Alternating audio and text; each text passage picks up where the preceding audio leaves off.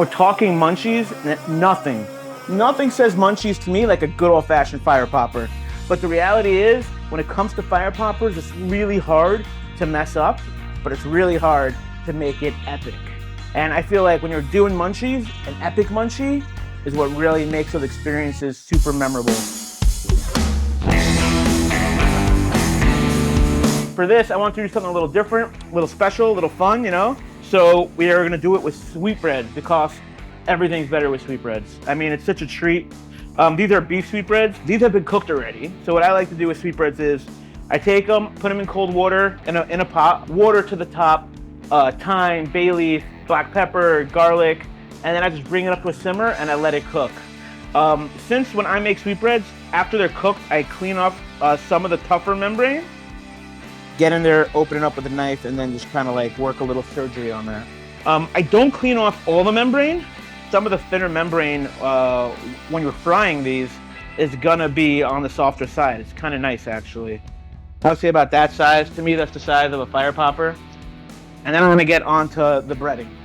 To me, a thin batter is eggs, some water, and some starch.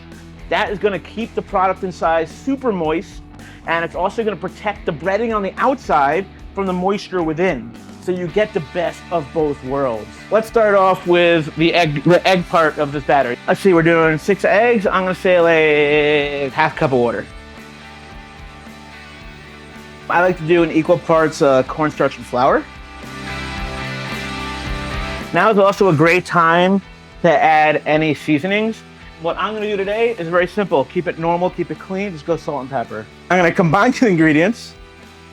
And if I see it's too thick, I'm gonna add a little water. If you look at this texture, this is a thin batter. It's just like running. So right now we're gonna make the fire popper sauce. It's basically 2 ingredients. It's Frank's Red Hot sauce. It's almost equal parts. You have to taste as you go. And it's honey. Mix it well. I literally take all of my sweetbreads and I put them into my seasoned flour mixture. That first level, I'm just gonna make sure everything gets coated in flour. Then I take it from the flour and I go into the batter, all of it. Now it's important when you're going from the dry to the wet that you do shake off the excess because that can make your batter a little too thick. And when you get to that point, it gets a lot harder to get that next layer on. When the gloves go on, you know some really good stuff is about to go down. And by good stuff, I'm talking, we're breading. Look at that, look how great that's coating. I mean, this is a beautiful coating right here. I mean, come on, like right here, you could fry it just like this. It's gonna be delicious, it will. But we're not doing this for delicious. We're taking delicious to another level. So I'm gonna use this hand with, let's call it the dry hand. We're gonna take it, shake them off a little, then you put them into another pan.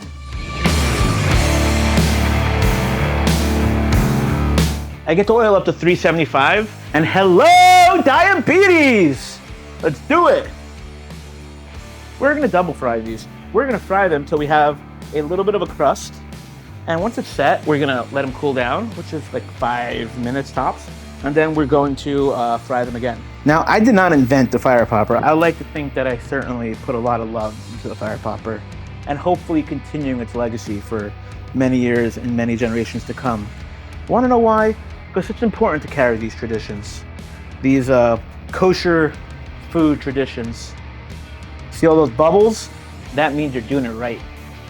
My good friend, Chef Mike Gershkovich, once told me, you hear that sound? That's the sound of a pan applauding you. I'm not cooking, I'm just setting the crust. That's all.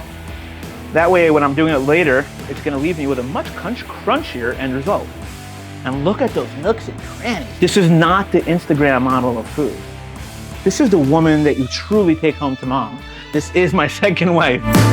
A nice little trick is whenever you are frying, it's super important, spread it out a little bit. Because that's gonna let them cool evenly. You're not gonna have sod from them being on top of one another. We have once fried sweetbreads. Wow. Let's get that second fry going. You're gonna get a lot less bubbles now, by the way. Plus there's a lot less moisture. I'm looking at this as I'm frying it.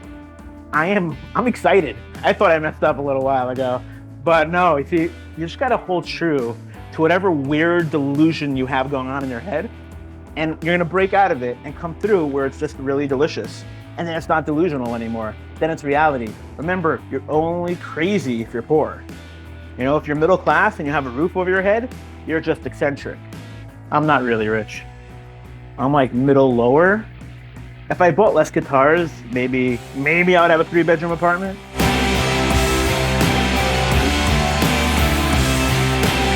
I mean, if you look at the bubbles, how there's a lot less bubbles now. They're a lot less furious and angry. They're chiller, they're calmer, they're happy. They're like, we are contributing to greatness right now. So check it, fire popper sauce, right? When I toss my fire poppers in sauce, you literally make sure it is drowning in it.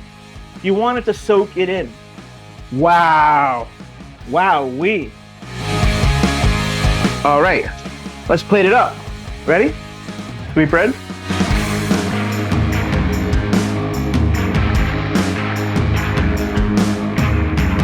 Some of these beautiful pickled ramps. Let's be extra fancy about it. Let's just pile that up. The process is super easy. I just came in here with 0 beforehand prep. Only thing I did is I have pre-cooked sweetbreads in my fridge. Otherwise, I could have done the same day using chicken breast, dark meat chicken, cauliflower, broccoli. It really is super simple. So just imagine how easy this is to do at home. And by the way, once fried the first time, freeze great, fry it right from the freezer. I mean, it really is that versatile. This has been an awesome sweetbread adventure on Tripping Kosher. And this is not quite fine dining with not quite a chef, Isaac Bernstein. I'll see you again soon.